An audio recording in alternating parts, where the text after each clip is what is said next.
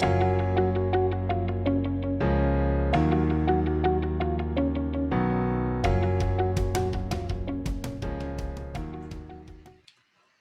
everyone, and a very warm welcome to another edition of the Vet Method podcast, where we bring team training concepts to independent veterinary practice owners who want to grow revenues through a high-performance team.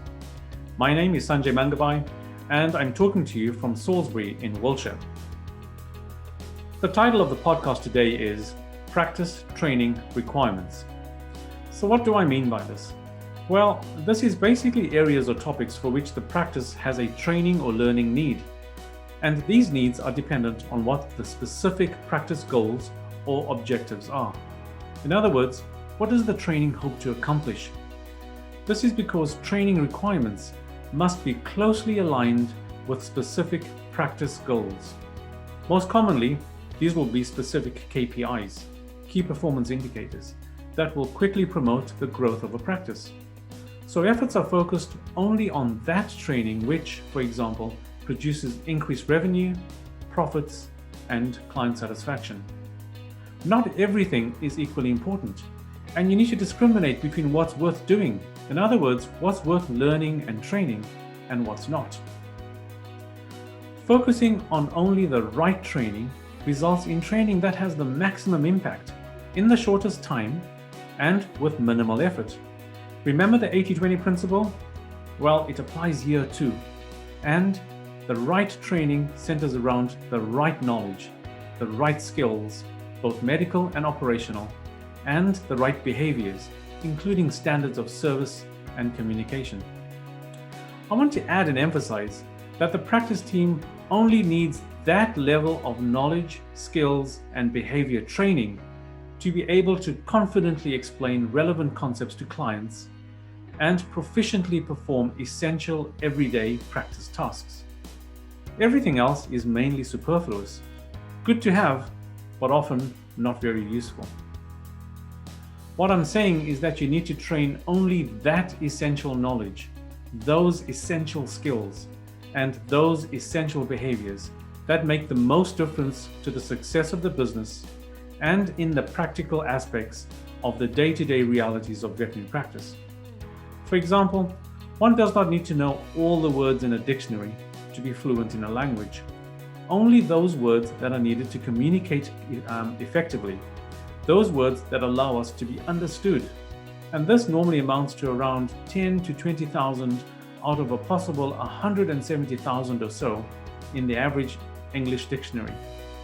For specific words that we don't know or understand, we just need to know where to find out, a reliable resource, such as a dictionary or Google.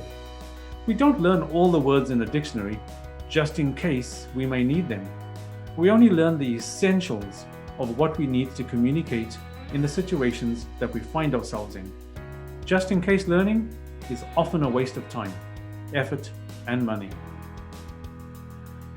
Now let's look at the first requirement, the right knowledge. This is knowledge that demonstrates expertise and trustworthiness. When done well, this knowledge translates into higher compliance of recommendations, leading to better healthcare for pets and increased revenues for the practice. Again, not all veterinary knowledge has an impact on the desired goals. Most of what people learn at university and college is, in my opinion, just in case it's needed and to pass the necessary exams. In fact, if you're like me, most graduates never refer back to their college notes after graduation, and that knowledge and information is quickly lost, often sitting in an attic somewhere. In today's integrated and information-rich world, it is more important to know where and how to access information when you actually need it than it is to learn it just in case. The brain needs to be used less as a garage for storing information and more as the center for critical thinking, for reasoning, and for evaluating information. An example of the specific medical knowledge needed is what I call the pillars of practice, which includes things like vaccinations, parasite control, dentistry, nutrition, common medical problems, etc. This involves learning targeted, essential content evaluating understanding, then translating it into something of value that clients can both appreciate and be willing to part their hard-earned money for. Now let's consider the second requirement, the right skills. You need to identify those specific skills that let team members accomplish essential tasks to a very high standard. It makes sense that the fewer skills you focus on, the better that you can be at them. And these are mainly technical skills or hard skills. These allow for efficient and effective performance of essential everyday duties. For veterinary surgeons, this may include consulting techniques, basic diagnostic techniques, and basic surgical skills. For nurses, pet restraint, anesthetic monitoring, and general hygiene and maintenance routines. And for receptionists, things like telephone answering, appointment booking, dispensary management, and client coordination. Finally, let's look at the third requirement, the right behaviors. This training involves soft skills, or more accurately, dealing with people skills, such as speaking, listening, being empathetic, being friendly, communicating care and interest, and explaining things so that clients understand. These are skills that build rapport and likability, both with clients and within the practice. Any veterinary training program would be woefully deficient if it failed to pay meticulous attention to dealing with people or client care skills. Delivering consistent, outstanding client care cannot be overemphasized. In the very competitive world that we now live in, and with increasingly demanding clients, it is often the quality of the service, surprisingly not the quality of the medicine, that determines the success of a veterinary practice.